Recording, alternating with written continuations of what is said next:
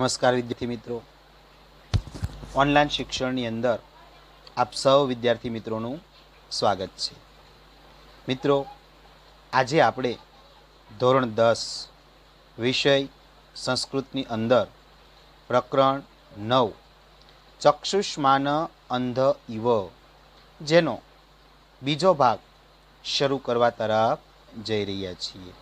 મિત્રો, અગાઉના લેક્ચરની અંદર આપણે પાઠની પ્રસ્તાવના જોયેલી, ત્યારબાદ 2 પેરેગ્રાફ્સનું ભાષાંતર પણ જોયેલું.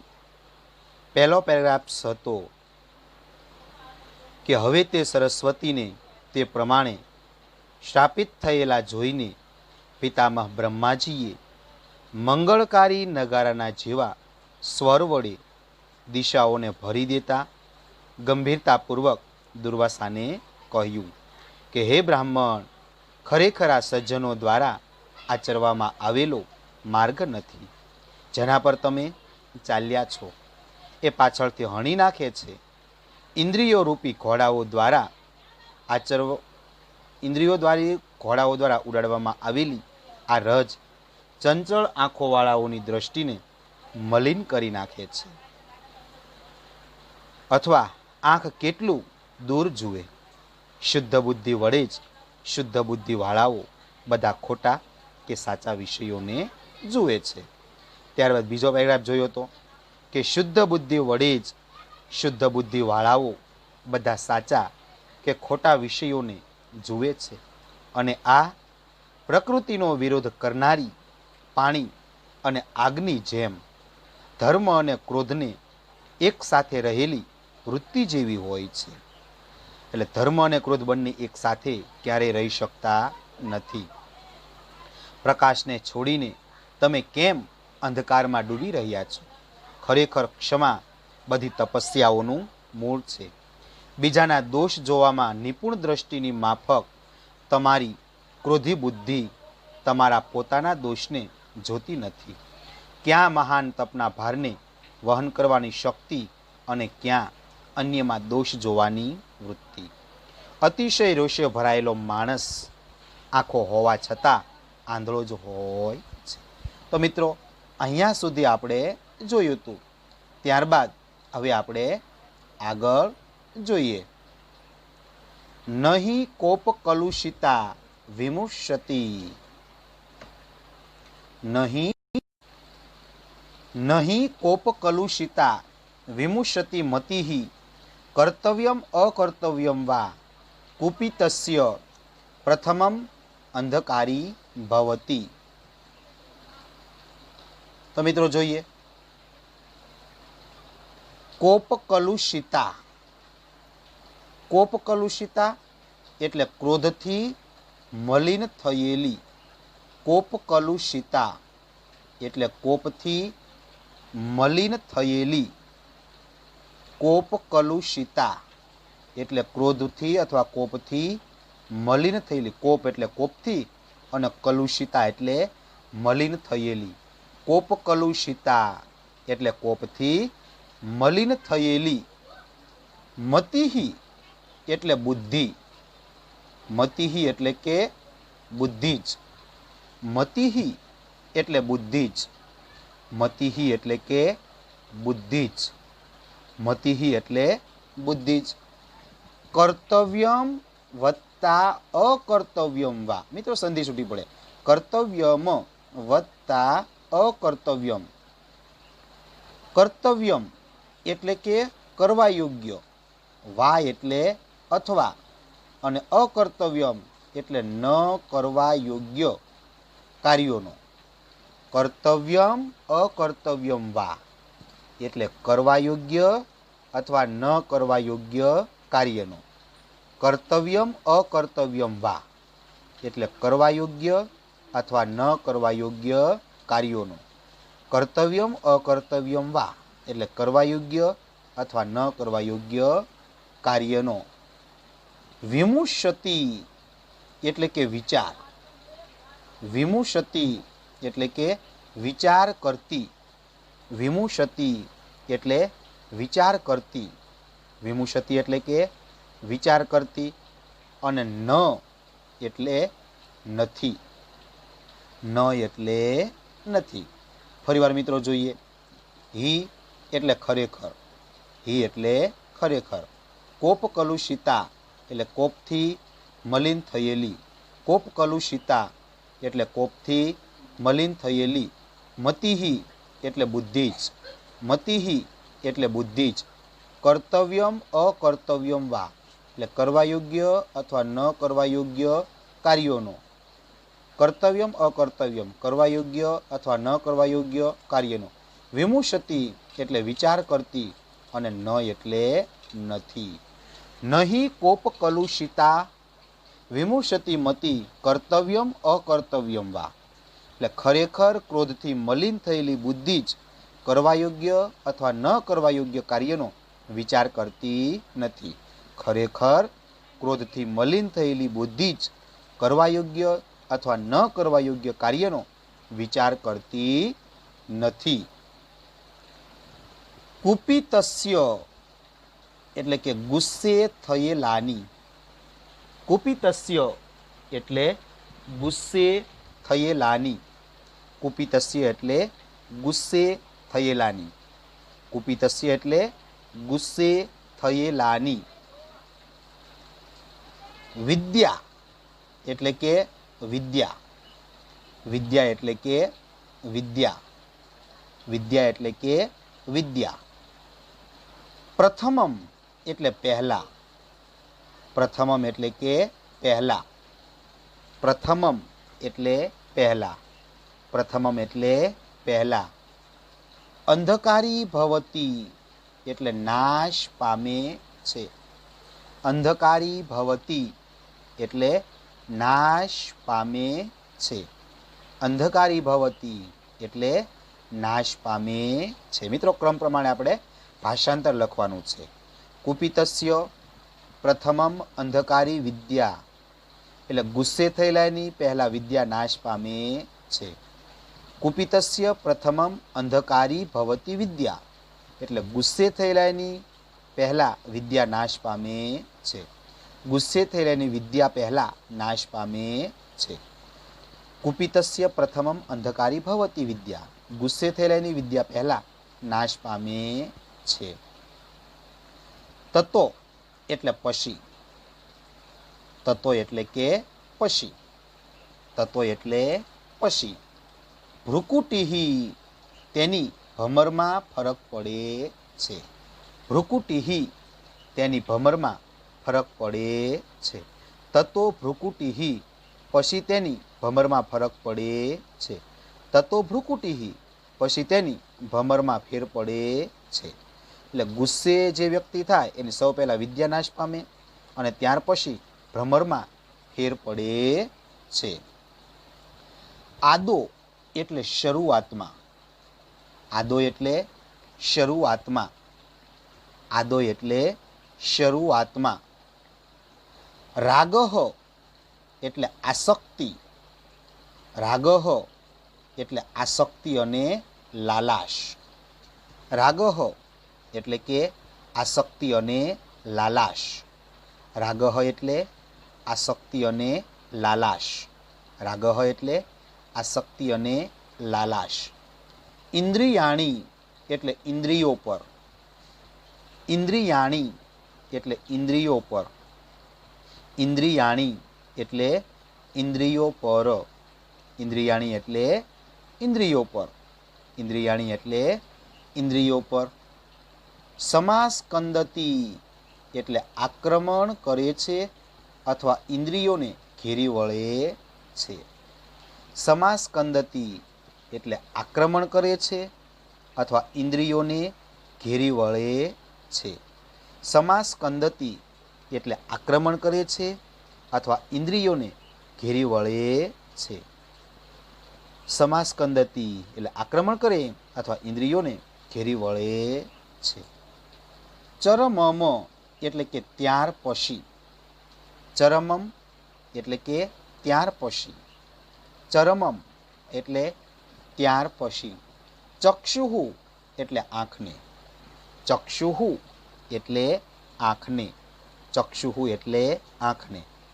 આદો ઇન્દ્રિયાણી રાગઃ સમાસ્કંદતી ચરમમ ચક્ષુઃ એટલે શરૂઆતમાં આસક્તિ અને લાલાશ ઇન્દ્રિયો પર આક્રમણ કરે છે અથવા ઇન્દ્રિયોને ઘેરી વળે છે, ત્યાર પછી આંખને.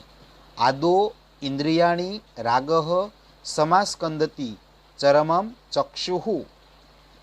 આદો એટલે કે શરૂઆતમાં, ઇન્દ્રિયાણી એટલે કે રાગહ એટલે કે આસક્તિ અને લાલાશ, ઇન્દ્રિયાણી એટલે કે ઇન્દ્રિયો પર, સમાસ્કંદતી એટલે કે આક્રમણ કરે છે અથવા ઇન્દ્રિયોને ઘેરી વળે છે, ચરમમ ચક્ષુ ત્યાર પછી આંખને. શરૂઆતમાં આસક્તિ અને લાલાશ ઇન્દ્રિયો પર આક્રમણ કરે છે અથવા ઇન્દ્રિયોને ઘેરી વળે છે. આરંભે એટલે કે શરૂઆતમાં, આરંભે એટલે કે પહેલા અથવા શરૂઆતમાં, આરંભે એટલે પહેલા અથવા શરૂઆતમાં, આરંભે એટલે પહેલા અથવા શરૂઆતમાં. તપો એટલે તપ, તપો એટલે તપ, તપો એટલે તપ. ગલતી એટલે ગળી જાય છે, ગલતી એટલે ગળી જાય છે. આરંભે તપો ગલતી એટલે પહેલા તપ ગળી જાય છે. તો મિત્રો આ બધી ક્રોધની શારીરિક અસરો છે. આપણે ટૂંકનોંધ પૂછાય, ક્રોધની શારીરિક અસરો જણાવો તો એમાં આ બધું લખવાનું છે. આરંભે તપો ગલતી એટલે પહેલા તપ ગળી જાય છે. આરંભે તપો ગલતી એટલે પહેલા તપ ગળી જાય છે. પશ્ચાત એટલે કે અને પછી, પશ્ચાત એટલે અને પછી, પશ્ચાત એટલે અને પછી. સ્વેદ સલિલમ, સ્વેદ સલિલમ, સ્વેદ એટલે પરસેવો અને સલિલમ એટલે પાણી, એટલે પરસેવા રૂપે પાણી એટલે પરસેવો. સ્વેદ સલિલમ એટલે પરસેવો વહે છે, સ્વેદ સલિલમ પરસેવો વહે છે. પશ્ચાત સ્વેદ સલિલમ અને પછી પરસેવો વહે છે. આરંભે તપો ગલતી પશ્ચાત સ્વેદ સલિલમ એટલે શરૂઆતમાં તપ ગળી જાય છે, પહેલા તપ ગળી જાય છે અને પછી પરસેવો વહે છે. શરૂઆતમાં તપ ગળી જાય છે અને પછી પરસેવો વહે છે. પૂર્વમ એટલે પહેલા, પૂર્વમ એટલે પહેલા, પૂર્વમ એટલે પહેલા. અયશઃ એટલે અપયશ, અયશઃ એટલે અપયશ, અયશઃ એટલે અપયશ, અયશ એટલે અપયશ. અને અનંતરમ એટલે અને પછી, અનંતરમ એટલે અને પછી, અનંતરમ એટલે અને પછી, અનંતરમ એટલે અને પછી. અધરહ, અધરહ એટલે નીચલો હોઠ, અધરહ એટલે નીચલો હોઠ, અધરહ એટલે નીચલો હોઠ, અધરહ એટલે નીચલો હોઠ.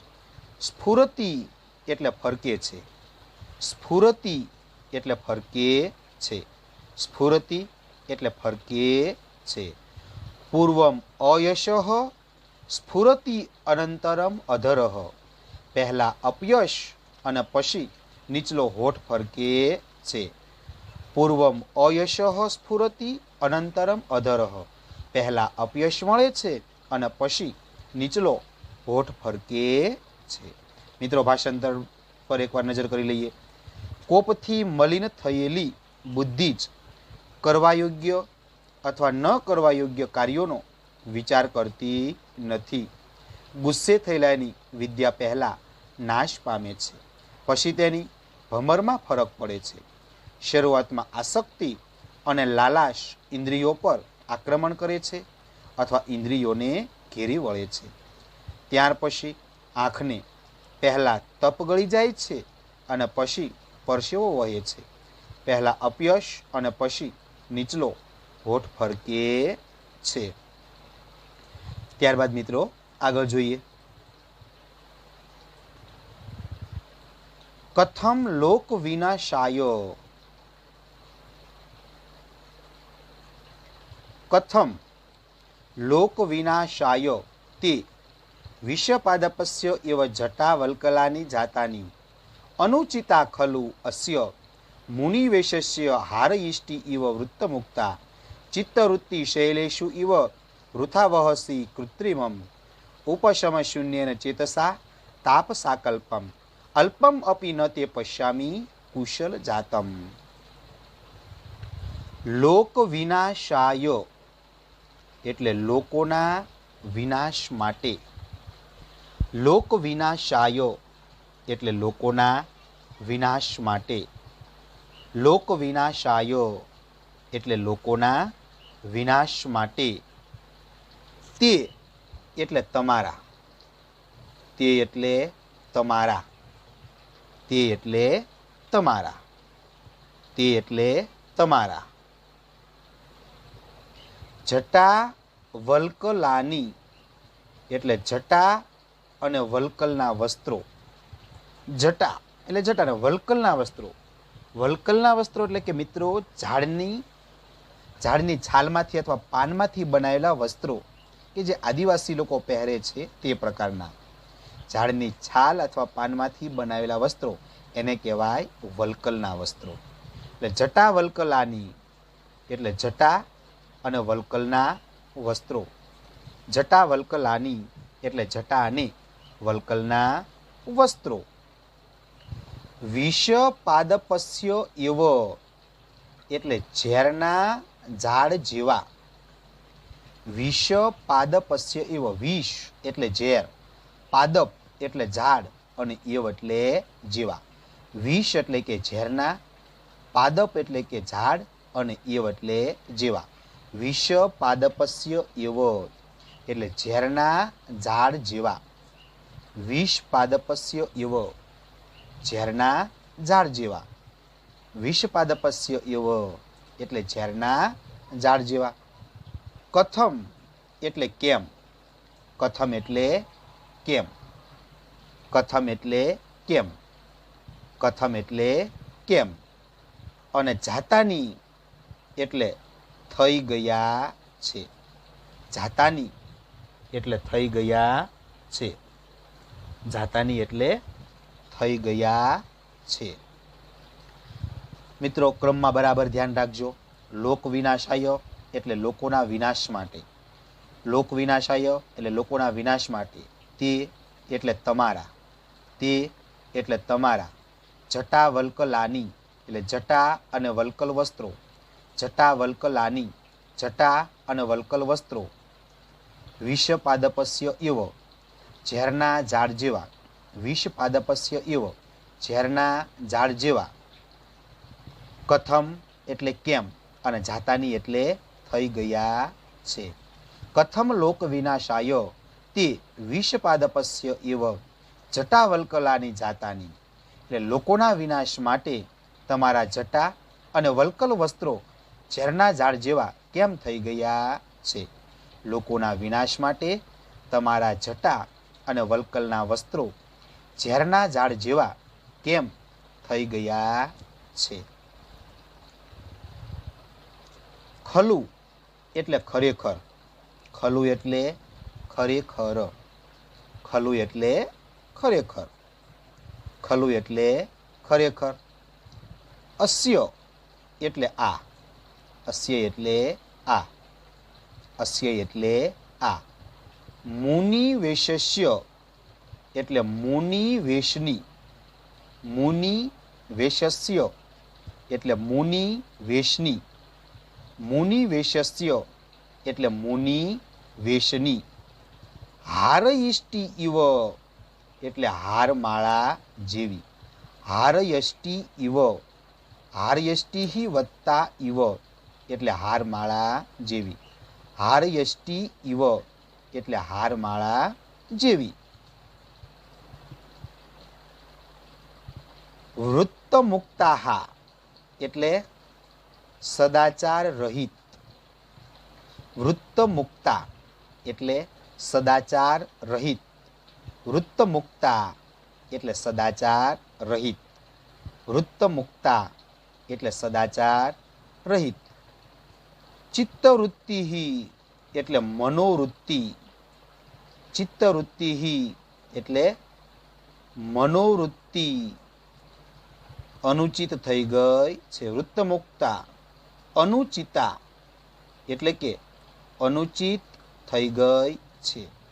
અનુચિતા એટલે અનુચિત થઈ ગઈ છે. અનુચિતા એટલે અનુચિત થઈ ગઈ છે. ફરીવાર મિત્રો બરાબર ધ્યાન રાખજો. ખલું એટલે ખરેખર.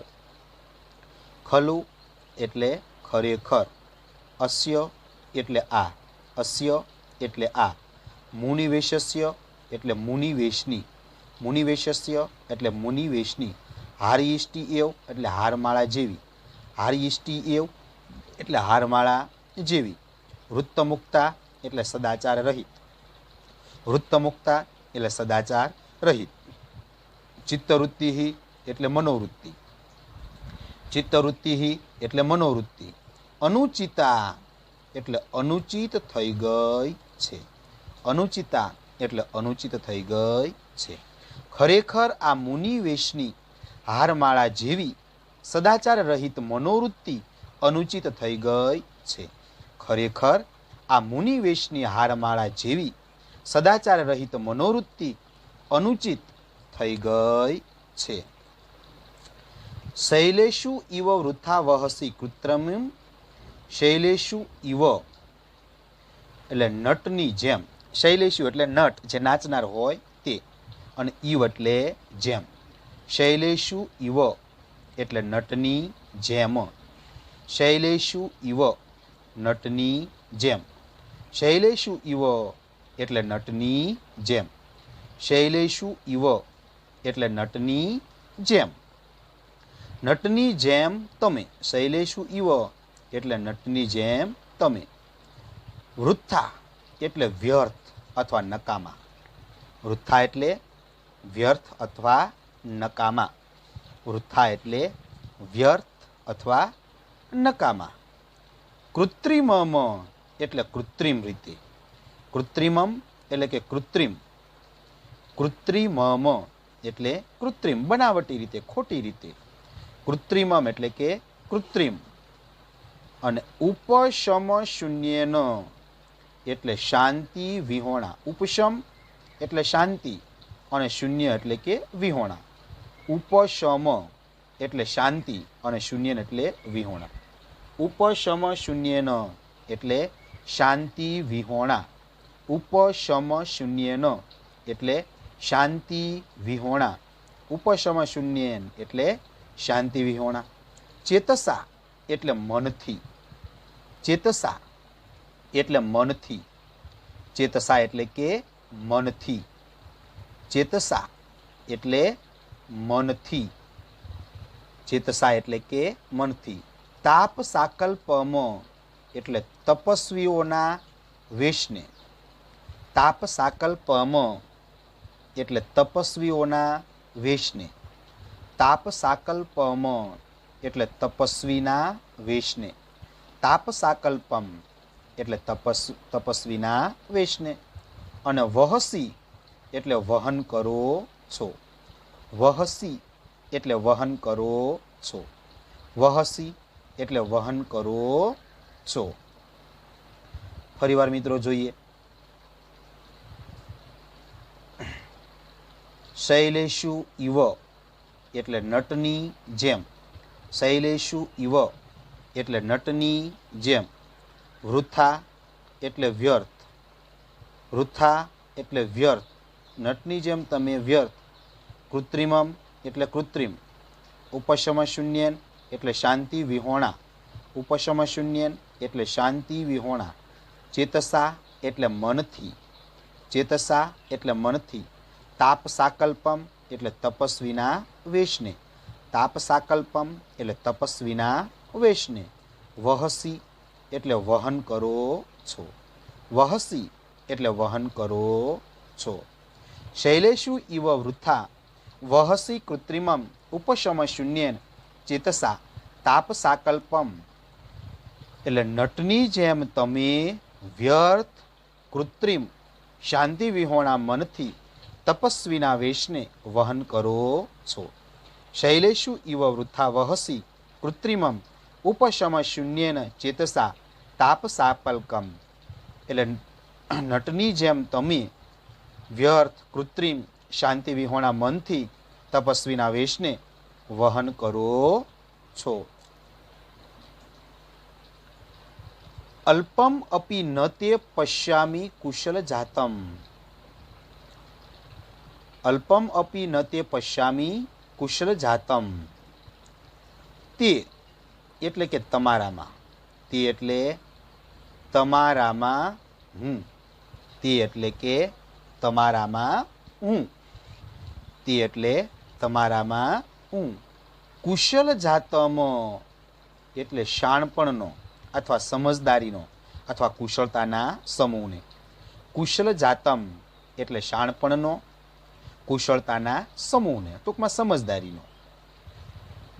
કુશલ જાતમ એટલે શાણપણનો અથવા કુશળતાના સમૂહનો. અલ્પમ અપી એટલે જરા જેટલો અંશ પણ. અલ્પમ અપી એટલે જરા જેટલો અંશ પણ. અલ્પમ અપી એટલે જરા જેટલો અંશ પણ. અલ્પમ અપી એટલે જરા જેટલો અંશ પણ. ન પશ્યામી, પશ્યામી એટલે જોતો, પશ્યામી એટલે જોતો, અને ન એટલે નથી. ન પશ્યામી એટલે જોતો નથી. ફરીવાર મિત્રો જોઈએ. તે એટલે તમારામાં હું, તે એટલે તમારામાં હું. કુશલ જાતમ એટલે શાણપણનો, કુશલ જાતમ એટલે શાણપણનો. અલ્પમપી એટલે જરા જેટલો અંશ પણ. અલ્પમપી એટલે જરા જેટલો અંશ પણ. પશ્યામી એટલે જોતો, પશ્યામી એટલે જોતો, ન એટલે નથી. અલ્પમ અપી ન તે પશ્યામી કુશલ જાતમ. તમારામાં હું શાણપણનો જરા જેટલો અંશ પણ જોતો નથી. તમારામાં હું શાણપણનો જરા જેટલો અંશ પણ હું જોતો નથી. મિત્રો ફરી એકવાર નજર કરી લઈએ. કથમ લોક વિનાશાય તે વિષપાદપસ્ય જટાવલ્કલાની જાતાની. એટલે લોકોના વિનાશ માટે તમારા જટા અને વલ્કલ વસ્ત્રો ઝેરના ઝાડવા જેવા કેમ થઈ ગયા છે.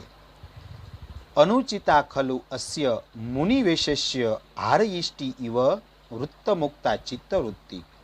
ખરેખર આ મુનિવેશની હારમાળા જેવી સદાચાર રહિત મનોવૃત્તિ અનુચિત થઈ ગઈ છે.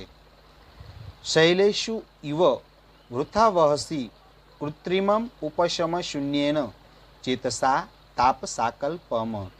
નટની જેમ તમે વ્યર્થ કૃત્રિમ શાંતિ વિહોણા મનથી તપસ્વીના વેશને વહન કરો છો. અલ્પમ અપી ન તે પશ્યામી. તમારામાં હું શાણપણનો જરા જેટલો અંશ પણ જોતો નથી. હર્ષચરિતે એટલે હર્ષચરિતના.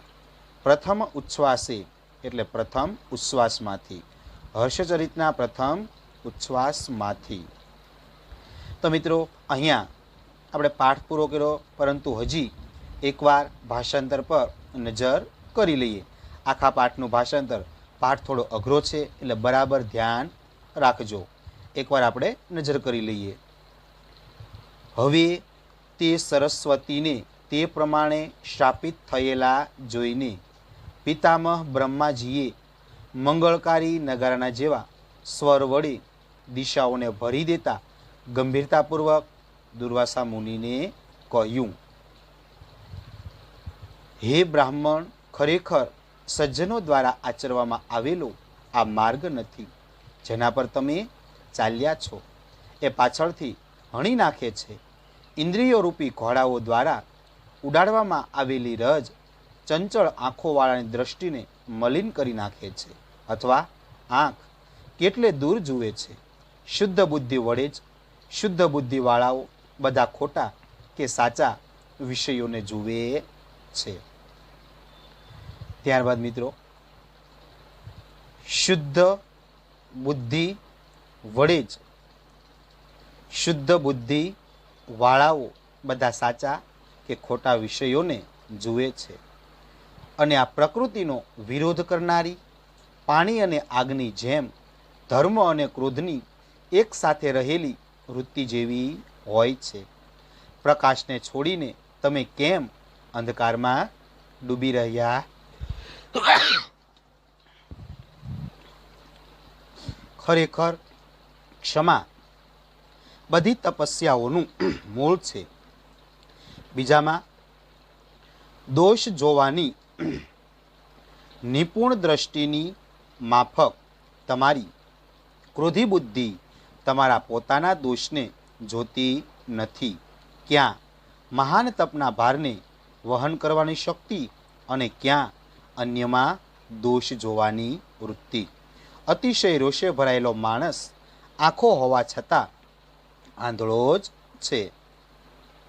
કોપથી મલિન થયેલી બુદ્ધિ જ કરવા યોગ્ય અથવા ન કરવા યોગ્ય કાર્યનો વિચાર કરતી નથી.